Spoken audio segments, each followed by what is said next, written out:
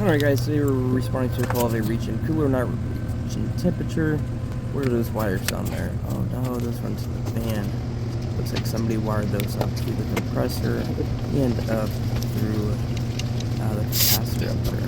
Alright, let's go ahead and check our pressures, see what we are at, and figure out maybe why we're not reaching temperature.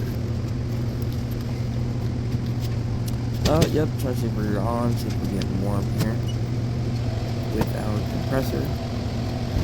As you can probably hear, we are now on. Uh-oh, yeah, I found the problem on our fan, it's not running. Figure out why. As you can see, it's actually pretty stiff. Maybe because it's so dirty, you gotta clean that as well. Compressor is running. Alright, I had rewired that thing up to the capacitor, however they had it, and that thing ended up going. Let's check it out. What we put our double check. Temperature. Thermostat is at, we're sitting at 60 knots now.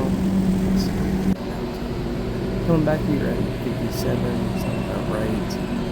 That's with everything open, the lid open, and no pins inside.